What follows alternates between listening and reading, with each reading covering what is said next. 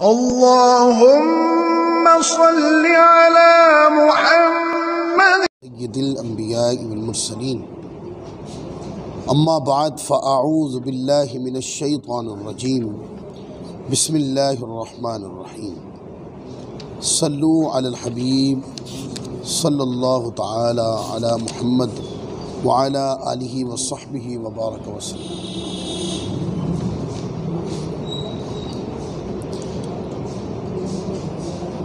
آج جس حدیث پاک سے شروع کر رہے ہیں وہ حدیث پاک یہ ہے، دیکھیں دل کی بھی کنجوسی ہوتی ہے اور سخاوت بھی ہوتی ہے۔ اب دل کی کنجوسی کیا ہے اور دل کی سخاوت کیا ہے؟ ایک تو مال کی ہوتی ہے نا کہ آپ مال زیادہ اللہ کی راہ میں دیتے ہیں تو سخی کہلاتے ہیں، اور اگر مال روکتے ہیں یعنی ضرورت کی چیز پر بھی مال خرچ کرنے سے روکتے تو کنجوس کہلاتے ہیں۔ اس طرح دل کی بھی سخاوت ہوتی ہے اور دل کی کنجوسی بھی ہوتی ہے۔ اس کے اوپر حضرت سیدنا علی بن حسین یعنی مولا حسین رضی اللہ تعالیٰ عنہ کی ذات اقدس اپنے والد مولا کائنات رضی اللہ تعالیٰ عنہ سے روایت کرتے ہیں کہ رسول پاک صلی اللہ علیہ وآلہ وسلم نے ارشاد فرمایا کہ بے شک وہ شخص بڑا بخیل ہے، وہ شخص بڑا کنجوس ہے جس کے سامنے میرا ذکر ہو اور وہ مجھ پر درود نہ پڑے۔ اس کو امام ابو یعلا نے اپنے مسند کے اندر روایت کیا، حدیث نمبر ہے 6770۔ لہذا جب بھی کہیں حضور علیہ الصلوۃ والسلام کا ذکر ہو، اس پر ہم پہلے گفتگو کر چکے ہیں، وہ ذکر چاہے صفات سے ہو یا اسم ذات سے ہو، ہمارے ہاں نا ایک چیز رواج ہے کہ جب لفظ محمد صلی اللہ علیہ وسلم، لفظ احمد، یہ دو بابرکت نام جو اسم ذات مصطفیٰ ہیں، جب یہ دو نام آتے ہیں تو لوگ درود پڑھتے ہیں، اور جب حضور کا ذکر لفظ محمد صلی اللہ علیہ وسلم کے ساتھ نہ آئے تو پھر لوگ اتنی توجہ نہیں دیتے۔ آقا علیہ الصلوۃ والسلام کا ذکر کسی طرح بھی آئے، وہ چاہے اسم ذات مقدسات کے ساتھ آئے یا صفات مقدسات کے ساتھ، آپ کو بندے کو خبر تو ہو جاتی ہے نا بھئی ذکر کن کا ہوا۔ جب کوئی بندہ یوں کہے کہ پیارے آقا صلی اللہ علیہ وآلہ وسلم نے فرمایا تو سمجھ تو آئی گئی نا بھی کس ذات کا ذکر ہوا۔ تو جب آپ کو پتہ چل گیا کہ حضور علیہ الصلوۃ والسلام کا نام لیا گیا ہے یا آقا کی صفات مقدسہ بیان کی گئی ہیں تو کیا کریں؟ وہاں پر درود پڑھیں، اور درود پڑھنے میں بخیلی نہ کریں، کنجوسی نہ کریں۔ مجلس میں بیٹھے ہیں، پہلی بار جب آقا کا ذکر ہو تو ضرور درود پڑھیں، اور پھر جتنی بار بھی ذکر ہو آقا علیہ الصلوۃ والسلام کے درود سے زبان تر رہنی چاہیے۔ پھر یہی روایت اور بھی کئی ائمہ سے روایت ہے۔ حضرت امام عبداللہ بن علی بن حسین، یہ امام علی زین العابدین کے بیٹے روایت کرتے ہیں، یعنی کہ یہ دیکھ لیں یہ روایت اہل بیت اطہار کے گھرانے سے پھر آگے پوتے پڑپوتوں تک گئی ہے، وہ روایت کرتے ہیں۔ پھر آگے وہ کہتے ہیں میں نے اپنے والد امام علی زین العابدین سے سنا، وہ کہتے ہیں میں نے اپنے والد مولا حسین رضی اللہ تعالیٰ سے سنا، امام حسین مرتضیٰ فرماتے میں نے مولا کائنات سے سنا، وہ فرماتے میں نے حضور علیہ السلام سے سنا۔ حدیث وہی ہے، فرمایا کہ فرمایا آقا علیہ الصلوۃ والسلام نے فرمایا وہ شخص بخیل ہے، کنجوس ہے وہ شخص جس کے سامنے میرا ذکر کیا جائے اور پھر وہ مجھ پر درود نہ بھیجے۔ پھر اسی طرح کئی ائمہ نے اس کو، اسی روایت کو دیگر اسناد کے ساتھ بھی اس کو بیان کیا، یعنی کہ یہ روایت اگرچہ ایک ہے لیکن اس کے اندر بہت کثرت کے ساتھ ائمہ نے اور مختلف اسناد کے ساتھ اس کو روایت کیا گیا، یعنی یہ وہ تربیت ہے کہ جو مختلف ذرائع سے اغلب غالب انداز میں نیچے اتاری گئی ہے، لہذا اس کو اپنی تربیت کا، اپنی زندگی کا حصہ بنا لینا چاہیے۔ کہ جب کسی تربیت کا بہت زور ہو، ایک ہی روایت ہے اور اس کی مختلف اسناد کے ساتھ وہ روایت آتی ہے، اور مختلف صحابہ اس کو روایت کرتے ہیں، مختلف راویان اس کو روایت کرتے ہیں، تو اس سے بندے کو یہ گمان سمجھنا چاہیے کہ یہ وہ تربیت ہے جو بہت زور اور موقع انداز میں کی گئی۔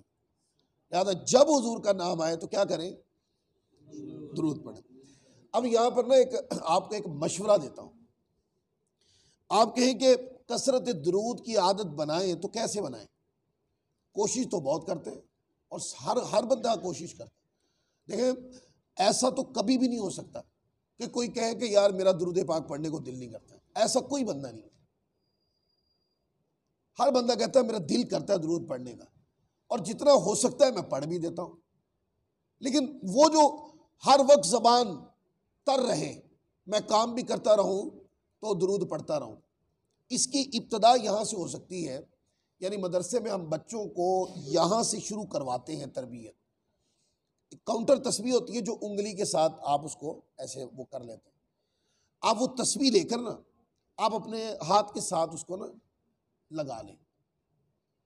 جب وہ تسبیح آپ کے ہاتھ میں ہوگی نا تو وہ پھر چلتی بھی رہے گی۔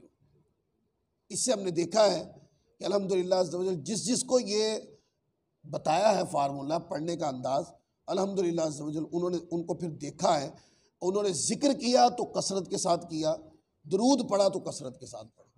تو وہ تسبیح لے کے آپ ساتھ رکھ لیں، جب وہ انگلی کے ساتھ ٹچ ہوئی ہوگی نا تو پھر وہ چلنے بھی لگ جائے گی، جب وہ چلنے بھی لگ جائے گی نا تو وہ خود بتا دے گی کہ میرے اوپر کیا پڑھنا ہے۔ ایک اور روایت لیتے ہیں، یہی روایت جو بیان کی اہل بیت اطہار کے گھرانے سے میں نے روایت کر دی، یہ حضرت سیدنا ابو ذر غفاری رضی اللہ تعالیٰ عنہ سے انہوں نے بھی روایت کی۔ آقا علیہ الصلوۃ والسلام نے ارشاد فرمایا بے شک لوگوں میں سب سے زیادہ بخیل وہ شخص ہے جس کے سامنے میرا ذکر ہو اور وہ مجھ پر درود نہ پڑھے۔ پھر یہ حضرت جریر بن حازم سے بھی روایت ہے، انہوں نے بھی یہی روایت بیان کی، اور پھر یہی روایت حضرت امام حسن بصری رضی اللہ تعالیٰ عنہ سے بھی مروی ہے۔ آگے حضور علیہ الصلوۃ والسلام کی ذات اقدس کے اوپر درود بھیجنا جنت کا راستہ ہے، یعنی کہ جو حضور علیہ الصلوۃ والسلام پر درود بھیجتا ہے وہ جنت کے راستے پر آ گیا۔ اب جنت کا راستہ جتنا پختہ کر سکتا ہے بھئی کرے، جتنا زیادہ پڑھ سکتا ہے درود پڑھے، اتنا جنت کا راستہ پختہ ہوتا رہے گا۔ اور آپ کو پتہ ہے راستہ جتنا پختہ ہو اتنا ہی چلنے میں آسانی ہوتی ہے، تو کریں اس کو پختہ درود پاک سے۔ روایت حضرت جعفر رضی اللہ تعالیٰ عنہ اپنے والد حضرت سیدنا محمد بن علی الباقر رضی اللہ تعالیٰ سے روایت کرتے ہیں، یعنی یہ بھی اہل بیت اطہار کے گھرانے سے ہے یہ روایت بھی۔ حضرت امام جعفر الصادق رضی اللہ تعالیٰ عنہ جن کا عرس پاک ہمارے ہاں بڑے زور و شور سے منایا جاتا ہے، تو وہ فرماتے اپنے والد گرامی حضرت امام محمد الباقر، اور امام محمد الباقر کا شاید آپ کو یاد ہو، ایک بار میں نے بیان کیا تھا کہ یہاں پر آ کر اہل بیت اطہار کا اور حضرت امام حضرت سیدہ صدیق اکبر کا سلسلہ جڑ جاتا ہے آ کر حضرت ام فروا کے طریق سے۔ تو روایت کرتے ہیں کہ نبی کریم صلی اللہ علیہ وسلم نے ارشاد فرمایا کہ جس آدمی نے مجھ پر درود بھیجنا بھلا دیا تو وہ جنت کے دروازوں سے بھٹک گیا۔ جو بھول گیا درود پڑھنا، وہ یوں سمجھے، وہ یوں محسوس کرے گویا کہ وہ جنت کے دروازے سے بھٹک گیا، اور جو درود پڑھنے پہ آ گیا اس نے اپنے جنت کا راستہ سیدھا کر لیا۔ اس روایت کو علامہ ابن کثیر نے اپنی تفسیر القرآن کے اندر جلد 5 کے اندر صفحہ نمبر 219 پہ روایت کیا۔ پھر یہی روایت چند الفاظ کے تغیر کے ساتھ ہے۔ حضرت سیدنا محمد بن علی بن حسین رضی اللہ تعالی عنہ یعنی امام محمد الباقر روایت کرتے ہیں، کہتے ہیں کہ آقا علیہ الصلوۃ والسلام نے ارشاد فرمایا کہ جو شخص مجھ پر درود پڑھنا بھول گیا وہ جنت کا راستہ ہی بھول گیا۔ تو جو درود پڑھنا شروع ہو گیا وہ جنت کے راستے پہ آ گیا۔ تو کبھی یہ تصور رکھا کریں نا، یعنی درود پڑھتے ہوئے یہ تصور رکھا کریں کہ میں جنتیوں والا کام کر رہا ہوں، میں جنت کے راستے پہ ہوں۔ اس روایت کو امام ابن ماجہ نے کتاب الصلاۃ کے اندر روایت کیا اور حدیث نمبر 908 ہے۔ پھر حضرت عمرو بن دینار رضی اللہ تعالیٰ عنہ کے علاوہ ایک اور دوسرے آدمی نے کہا میں نے حضرت امام محمد بن علی کو کہتے ہوئے سنا، آقا علیہ الصلوۃ والسلام نے ارشاد فرمایا کہ جس کے سامنے میرا ذکر کیا گیا پھر اس نے مجھ پر درود نہ بھیجا وہ جنت کا راستہ بھول گیا۔ اب آپ دیکھ رہے ہیں کہ روایت کرنے والی ایک ذات ہے، وہ کون؟ امام محمد الباقر رضی اللہ تعالی عنہ۔ یہ امام علی زین العابدین کے صاحبزادے ہیں، یعنی امام حسین مرتضیٰ کے پوتے ہیں، یعنی مولا کائنات کے پڑپوتے ہیں، تو ان سے روایت ہے۔ پھر آپ دیکھیں وہ آگے حضرت عمرو بن دینار سے بھی روایت کر رہے ہیں، پھر ان سے ان کے بیٹے امام جعفر الصادق رضی اللہ تعالیٰ عنہ بھی روایت کر رہے ہیں۔ تو اس سے آپ تھوڑا اندازہ کر لینا کہ تربیت کتنے موقع انداز میں، زوردار انداز میں کی گئی ہے، کہ حضرت امام محمد الباقر رضی اللہ تعالیٰ عنہ کے حلقہ درس سے یہ تربیت کتنی زوردار انداز میں کی گئی۔ پھر آگے یہی روایت ہے جس کو امام جلال الدین سیوطی نے روایت کیا، لفظ یہی ہے، فرمایا کہ جس نے مجھ پر درود پڑھنا بھلا دیا تو اس نے جنت کا راستہ ہی بھلا دیا۔ پھر حضرت امام جعفر بن محمد اپنے والد سیدنا محمد بن علی الباقر سے روایت کرتے ہیں، ارشاد فرمایا کہ جس کے سامنے میرا ذکر کیا گیا اور اس نے مجھ پر درود نہ بھیجا پس تحقیق اس نے جنت کا راستہ بھلا دیا۔ اور ایک روایت جس پر آج ختم کر دیں گے، اللہ تعالیٰ کے انبیاء اور رسول پر درود بھیجنا چاہیے، یہ اللہ تعالیٰ کا طریقہ ہے۔ جمعے کے بیانات میں 2 جمعے کے خطاب ہو گئے جس کے اندر میں نے آیت درود کے اوپر گفتگو کی ہے، اور اس کے معنی اور مفاہیم کے اوپر بھی میں نے بڑے اچھے اور زوردار انداز میں گفتگو کی۔ تو حضرت سیدنا ابو ہریرہ رضی اللہ تعالیٰ عنہ سے روایت ہے، نبی پاک صلی اللہ علیہ وآلہ وسلم نے ارشاد فرمایا انبیاء کرام اور رسولان اعظام پر درود بھیجو جیسے مجھ پر درود بھیجتے ہو، کیونکہ بے شک اللہ تعالیٰ نے انہیں مبعوث فرمایا جیسا کہ مجھے مبعوث فرمایا۔